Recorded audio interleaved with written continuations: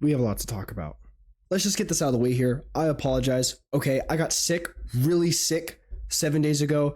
I had this thing with my throat. You can probably still already kind of tell from my voice. I was extremely congested, and my throat, every time I swallowed, every time I swallowed, it felt like someone took a kitchen steak cutting knife, went down my throat, and just went, but a million times over. It sucked. It really did. And the weekend before that, I had this weird stomach thing. I think I talked about it in my channel before, but it was rough. It was a rough week. There were a few days where I couldn't speak. I tried speaking and my throat was so dry that it just felt like the air coming out of my vocal cords was just sliding up my throat, out my mouth, not making any noise. It was rough, and you can still hear I'm still congested. But I am home alone. As you can probably tell, this is not my college dorm, this is my house. I'm home alone, and I would like to make a video talking about health. And also, if you can already tell, I have my beautiful Steel Series.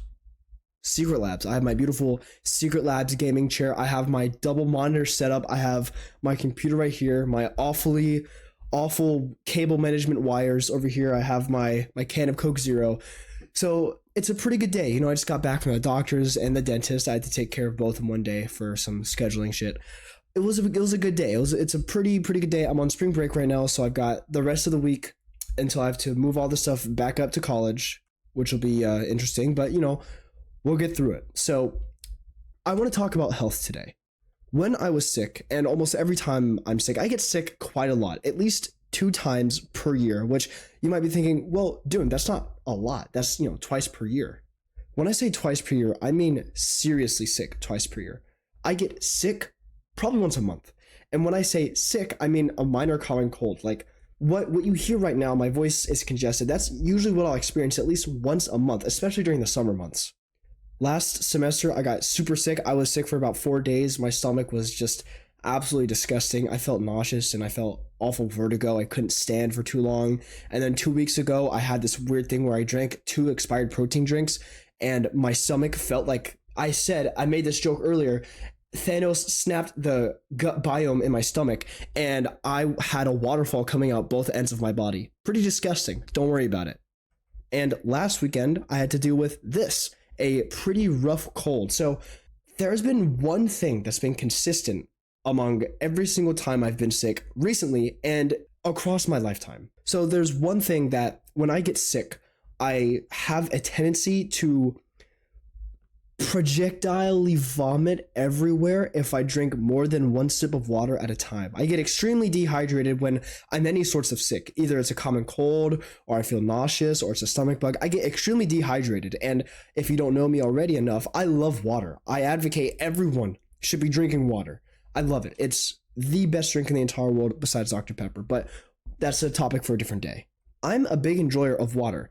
And these couple recent times of me getting sick, I was extremely dehydrated. I don't know if I already mentioned this, I probably already did, but I threw up 13 times in 5 hours. I had to keep on drinking water, and that water was just going in my throat, back out my throat. It was really morbid. It was really gross. But there was one thing that was extremely consistent across every single time I was sick, and that was I had the thought of, man, I would pay every single dollar in my bank account to just feel better already. I would pay so much money just to be able to drink a glass of water and for that glass of water to stay in my stomach. I would feel so good. I would pay so much money. And now that I feel almost 100% better, it's got me thinking. I am extremely lucky, beyond extremely lucky, to have the not only mental but physical capacity to do this, what I'm doing right now, speaking to you.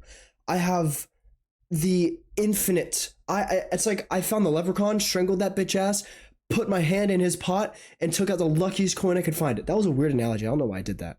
I am so lucky to be able to speak with my voice, see with my eyes, hear with my ears, do all of these different things. I'm extremely lucky to take a sip of this beautiful Coke Zero. I'm so lucky to be able to have the mental capacity to operate this beautiful 8 years old computer machine in front of me. What I'm trying to get at is we are so lucky to just go about our day-to-day lives. We don't even realize it because we are so accustomed to it. It's like that analogy that says, you don't know what you have until you lose it. In this scenario, you don't know how good you feel until you don't feel good anymore. And ultimately it really puts things into perspective because I'd like to say I'm a pretty philosophical guy, right? You ask anyone who speaks to me on a day-to-day basis, all 1.5 people, don't worry about that. You'll ask them, hey, is Dune a philosophical person? They'll say, yes, brother. Yes, I am. Because I enjoy talking about sayings. I enjoy being motivational. I enjoy being philosophical. I enjoy questioning your morals because that stuff is extremely important. And at the end of the day, if what I'm talking about today, aside from physical, it is completely based on morality. It is completely based on your mindset and the way you think about this. The whole fact of you don't know what you have until you lose it is absolutely a philosophical and morality based question, if not for anything else. Because at the end of the day, it is questioning how grateful you are and how much of life you take for granted. Because ultimately, the same applies for people. And I think I've mentioned this earlier on the channel, but no one in your life stays there forever. You know, no one in your life will be there until you pass away, not even yourself. And I'm sorry to get pretty depressing on you, but you don't know what you have until you lose it. So be familiar with what you have. Every single day, every single time you wake up, every single time you have the opportunity to look at yourself in the mirror and check out your fit, it's horrendous, by the way. Every single time you have an opportunity to do something so mundane that you do it without even thinking about it, you should be thankful. And if you're spiritual like me, you're going to thank God. Or if you're not spiritual, thank karma, thank luck, thank yourself for just existing another day, because you truly have no idea just how beautiful that is. And no matter how bad you have it, there's always someone out there who goes to bed every night after praying that they could achieve what you have. Every single night that you go to bed, there's someone out there wishing they could experience what you experience. So please, please, please don't take it for granted. And that leads me on to another point. I don't think a lot of you realize how far as people you've come. I don't know you in real life. I don't really want to, because, you know, if you're my subscriber, you probably smell bad. I'm just kidding. I'm cool. I take care of my hygiene. Don't worry about it.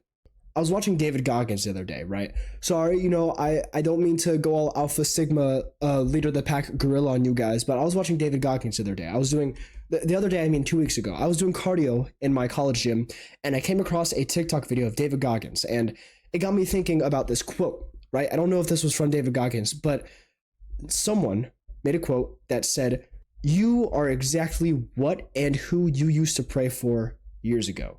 And that really struck me. Because if you don't know already, I've mentioned this many times before. Years ago, I was fat, I was depressed, I was short, and I wanted to be everyone but myself. I would see this random person on the street that was slightly taller or slightly skinnier than me, and I wished I was them. It was really unhealthy. But now, I haven't even realized this until recently, but now I can confidently say I can look at some random tall dude on the street and be like, you know, I'm fine. I'm good. You know, I'm good. I don't want to be him. I'm fine. And I can remember back then, back all those years ago, because those were some nights that I prayed. Those were some nights that were really powerful. They really stuck with me. I can remember them like I can remember the back of my hand.